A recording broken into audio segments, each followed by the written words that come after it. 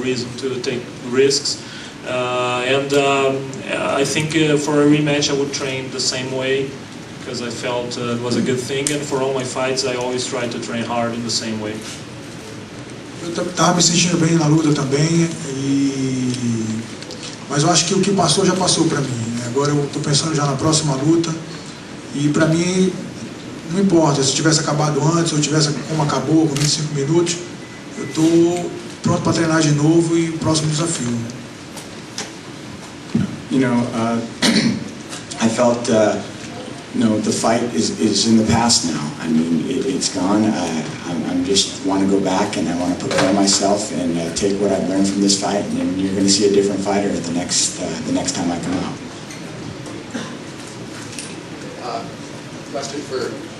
Question for Joe Daddy.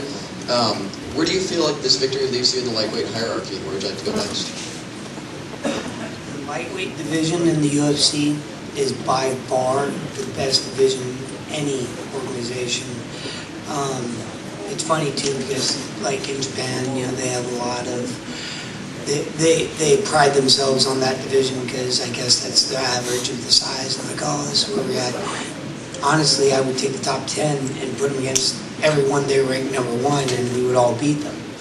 And it's a toss-up. You put a name in a hat and pull out a name, and they deserve the title shot. I would hate to be that guy. I would hate to be Joe Silva. I would hate to be anyone that's going to be questioned on any decision they have to have. I really actually appreciate just having the fight. Honestly, I want to continue building this technique that Greg is teaching me right now, this unpredictability, and I kick.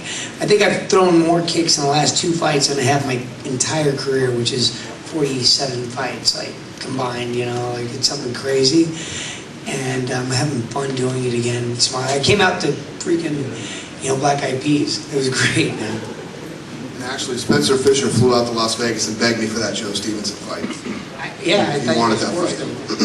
I didn't know that. Question for Dana. A lot of fans have been clamoring for Yushin Okami to get a title shot. Obviously, that's not going to happen for a while. Where does Chael Sonnen stock go from here? He looked phenomenal tonight. He looked better than he's ever looked. He looked more well-rounded than he's ever looked. I was really impressed with his performance tonight. And everybody knows that it's been in the sport and follows it, how good Yushin Okami is and how much respect he gets in that weight division. And I was blown away by Chael Sonnen's performance tonight. Blown away. We'll take 2 more questions. This one and another one. Dana, there was a lot of discussion before this fight whether this was a marketable matchup. I'm curious what you think about these 2 guys now, how this fight, whether it affected positively or negatively, and then you wanting to make this rematch right away. Is that Dana the businessman, or is that a sense of justice? Was this people were questioning whether this fight was marketable? Leading in, people said 2 Brazilians don't necessarily speak the English. You got to be out of your mind to not think this fight was marketable. This was a very marketable fight with, again, 2 of the best strikers in the business. And I'm ready to make the rematch as fast as we can. And I think that I actually think that the second fight will be the fight that we expected to see. I don't think, like I said, I don't think guys want to come in here all banged up, lumped up, and lose and win the way that these 2 did tonight. I don't think we'll see the same fight in the second one. And I want to see it. Is that you, the businessman, that wants to make it happen? That's me, the fight fan, the businessman, whatever you want to call me. I want to see this fight again. One more question? Yes, this question is for Daddy. I'm from Reforma, Mexico. Do you have something to say to your fans from Mexico? Honestly, I've grown up my whole life as my grandmother was from Mexico, my grandpa was from Texas and Mexico, and my whole life it's kind of been the lighter side because I didn't really have everything the way everyone would want, with my mom kind of not being there and my dad not being there, and I didn't know Spanish, so I didn't get a lot of love.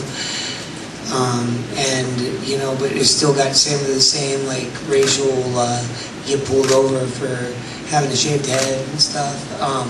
But honestly, the Mexican fans have been some of the most loyal and had made me feel like now I'm training in Albuquerque, New Mexico, another city, another time zone. Never before have I trained so far away from my family and kids, and I have never felt so much love from a community, from a people, as I have actually recently. And even having the language barrier has kind of hurt me a little bit. And then now with the times being the way they have, them understanding and being like, yeah, I can see how you don't know Spanish anymore because it can be lost. It's just so much more.